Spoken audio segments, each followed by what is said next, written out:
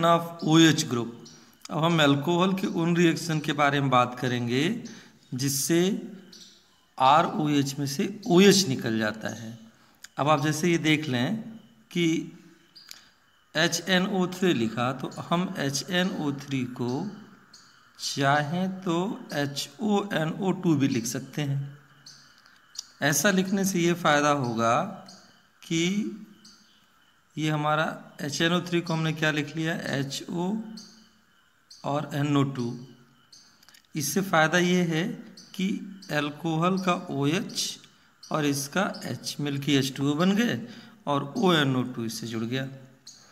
अब वही अभिक्रिया हमने CH3OH से कराया तो CH3ONO2, C2H5 से कराया तो C2H5ONO2। फिर इसी का दूसरा पार्ट है, अगर हम HCl से अभिक्रिया करा दें तो HCl से अभिक्रिया जिंक क्लोराइड के प्रेजेंस में होती है, हीट करना पड़ सकता है, उसके बाद ये क्लोरोअल्केन बनता है। इसी को हम ल्यूकास परीक्षण भी कहते हैं। आप समझ लीजिए ल्यूकास टेस्ट होता क्या है। हम ये जान चुके हैं कि अल्कोहल प्राइमरी, सेकेंडरी अथवा टर्सरी हो सकता है। इन तीनों में OH के लिए जो सबसे ज़्यादा क्रियाशीलता है वो टर्सरी की होती है।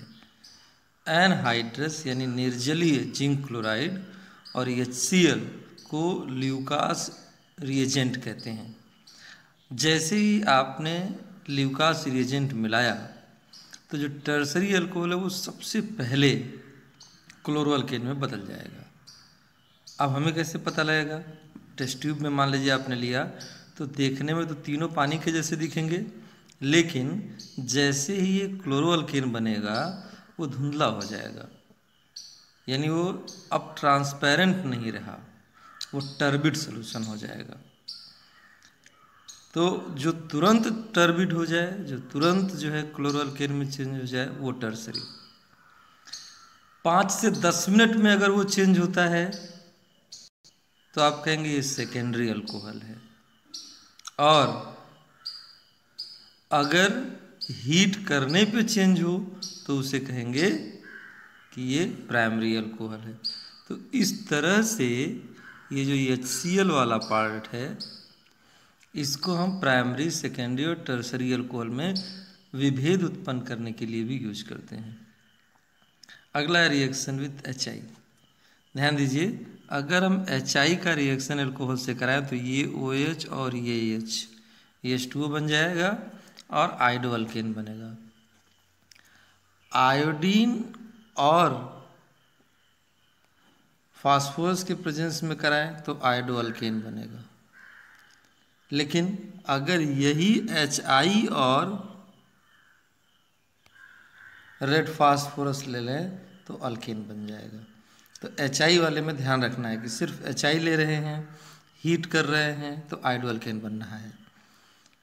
वही HI और रेड फास्फोरस लेके हीट कर रहे हैं तो अल्केन बनेगा।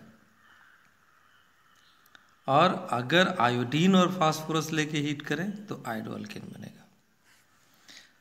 इसमें अगला रिएक्शन है रिएक्शन विद अमोनिया NH3। अब देखिए यहाँ से OH, अमोनिया के पास से एक H2O बन के अलग हो गया और ये बन गया प्राइमरी अमीन। मैंने प्राइमरी अमीन लिखा है, चाहे अल्कोहल प्राइमरी हो, सेकेंडरी हो या टर्सरी हो, अमीन जो बनेगा वो प्राइमरी ही होगा। क्यों? क्योंकि अमीन के प्राइमरी, सेकेंडरी या टर्सरी नेचर को number of alkyl group directly attach to the nitrogen से डिसाइड करते हैं। अगर नाइट्रोजन से एक कार्बन जुड़ा है तो प्राइमरी, नाइट्रोजन से 2 कार्बन जुड़ा है तो सेकेंडरी, 3 कार्बन जुड़ा है तो टर्शरी। इसी सीक्वेंस में अगला रिएक्शन है reaction with PCl3, phosphorus trichloride. ये रहा। अगर हम पिरिडीन के प्रेजेंस में रिएक्शन कराएं, पिरिडीन एक सॉल्वेंट है, तो अल्कोहल जो है वो क्लोरोअल्केन में बदल जाएगा। कोई फर्क नहीं पड़ता कि आपने प्राइमरी, सेकेंडरी या टर्सरी अल्कोहल लिया है, प्रोडक्ट सब में एक जैसे बनेंगे। सिर्फ अंतर इतना आएगा कि इस रिएक्शन में या जितने OH वाले रिएक्शन हैं उन सभी में टर्सरी अल्कोहल सबसे ज़्यादा रिएक्टिव होगा उससे कम सेकेंडरी होगा और सबसे कम प्राइमरी अल्कोहल होगा। फिर देखिए SOCl2, इसको हम डार्जेन अभिक्रिया भी कहते हैं, और अगर कहा जाए तो क्लोरोअल्कीन बनाने की सबसे बढ़िया अभिक्रिया कही जाती है।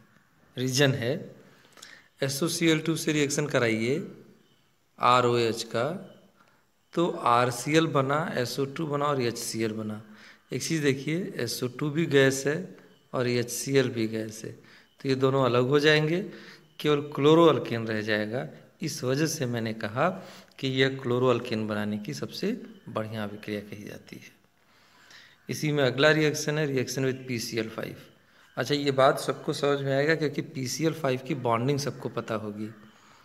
अगर मैं साइड में PCl5 का स्ट्रक्चर बना लूँ तो ये देखिए, ये 3 तो क्लोरीन वाले कोवैलेंट बॉन्ड होते हैं, ये 3 जो है ये कोवैलेंट बॉन्ड हैं, और ये हाफ एरो से जो दिखा रहा हूँ ये सिंगलेट बॉन्ड है क्लोरीन का। तो जो सिंगलेट बॉन्डेड है वो आसानी से टूट जाएगा। देखिए, एक क्लोरीन H के साथ गया तो HCl बना दिया, यह OP के साथ आ गया तो POCl3 बना दिया, और एक क्लोरीन, ये क्लोरीन जो है R के साथ आ गया तो RCl बन गया। तो प्रोडक्ट में क्या क्या बनेगा? क्लोरोअल्केन, HCl और फास्फोरस ऑक्सी क्लोराइड।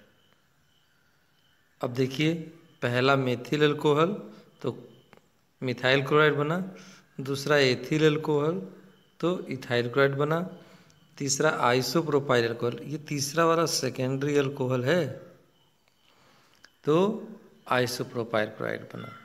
इस तरह से हम कह सकते हैं कि वो सभी अभिक्रियाएं जिसमें पूरी तरह से OH ग्रुप अलग होता है उसमें टर्सरी अल्कोहल सबसे ज़्यादा रिएक्टिव होगा, सेकेंडरी उससे कम रिएक्टिव होगा, और सबसे कम रिएक्टिव जो है वो प्राइमरी होगा।